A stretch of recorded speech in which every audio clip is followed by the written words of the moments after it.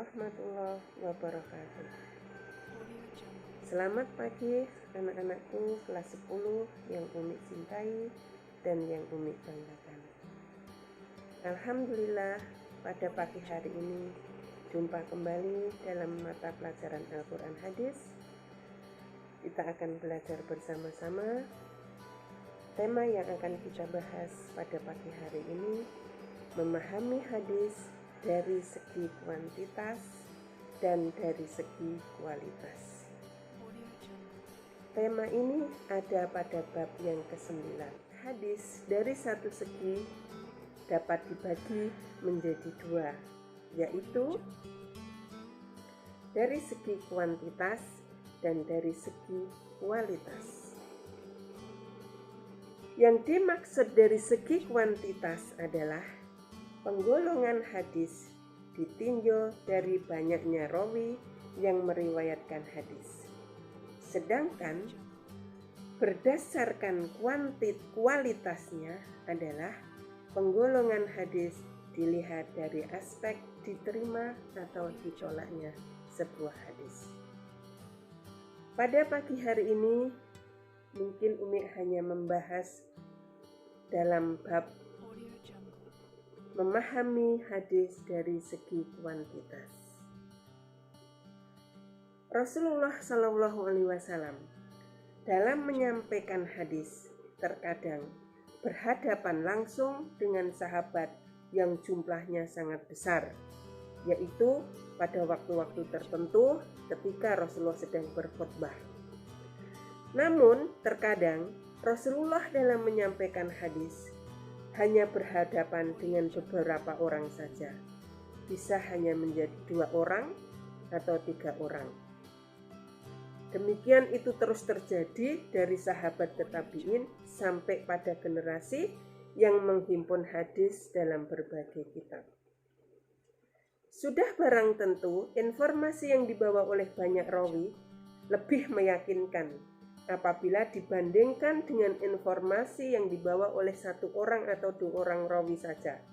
Disinilah para ahli hadis membagi hadis menurut jumlah rawinya. Nah, pembagian hadis dilihat dari segi kuantitasnya terdiri dari 2 macam. Yang pertama adalah hadis mutawatir. Hadis mutawatir, sebelum kita melanjutkan pengertian hadis mutawatir secara istilah, maka kami akan menyampaikan mutawatir secara etimologi berarti adalah muttabi'un. Apa itu muttabi'un? Artinya yang datang berturut-turut dan tidak ada jarak. Sedangkan secara terminologi atau secara istilah, hadis mutawatir adalah hadis yang merupakan tanggapan panca indera yang diriwayatkan oleh sejumlah besar rawi yang menurut kebiasaan mustahil mereka berkumpul dan bersepakat untuk berbuat dusta. Itulah yang disebut dengan hadis mutawatir. Hadis mutawatir masih bisa dibagi lagi, yaitu menjadi dua. Apa saja hadis mutawatir dibagi menjadi 2? Yang pertama adalah mutawatir lafzi dan yang kedua adalah mutawatir makna. Mutawatir lafzi yaitu hadis mutawatir yang diriwayatkan oleh rawi yang banyak dan mencapai syarat-syarat mutawatir dengan redaksi dan makna hadis yang sama antara riwayat satu dan riwayat yang lainnya. Sedangkan mutawatir makna yaitu hadis yang mempunyai tingkat derajat mutawatir namun susunan redaksinya berbeda antara yang diriwayatkan satu rawi dengan rawi yang lain, namun isi kandungan maknanya adalah sama. Itu hadis mutawatir makna.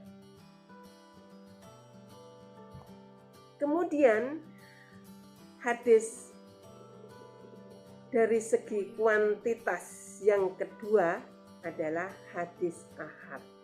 Apa itu hadis ahad? Hadis ahad yaitu hadis yang diriwayatkan oleh 1, 2, 3 orang atau lebih namun tidak mencapai pada tingkat mutawatir. Artinya pada tiap-tiap tobakoh tingkatan jumlah rawi hadis ahad itu bisa hanya terdiri dari 1 rawi, 2 atau 3 rawi saja dan tidak mencapai pada derajat mutawatir.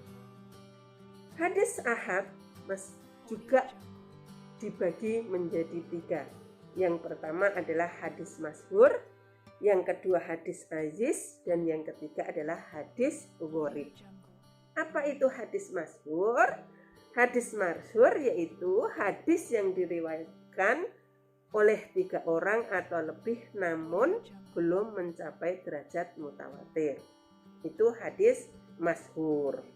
Sedangkan hadis aziz adalah hadis yang diriwayatkan oleh 2 orang atau oleh 2 orang pada satu tobakoh, pada satu periode. Kemudian pada tobakoh selanjutnya banyak rawi yang meriwayatkannya. Adapun hadis yang ketiga yaitu hadis gharib. Apa itu hadis gharib? Gharib itu artinya berasal dari kata ghoroba yaghribu yang artinya menyendiri, ya, atau asing atau terpisah. Sedangkan menurut istilah adalah hadis yang diriwayatkan oleh seorang rawi dimanapun tempat sanad itu terjadi. Inilah pembahasan kita mengenai memahami hadis ditinjau dari segi kuantitas. Dari segi kuantitas, hadis dibagi menjadi 2. Yang pertama hadis mutawatir, yang kedua hadis ahad. Hadis mutawatir dibagi menjadi 2, yaitu mutawatir lafzi dan mutawatir makna. Hadis yang kedua, hadis ahad dibagi menjadi 3, yaitu hadis masyhur, hadis aziz, dan hadis gharib.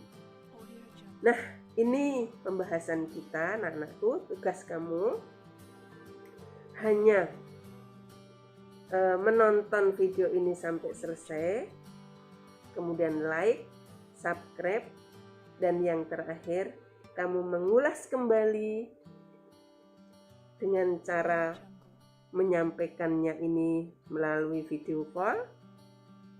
Yang kedua dengan cara tulisan, yaitu ditulis, kemudian difoto dan dikirim kepada Umi secara japri.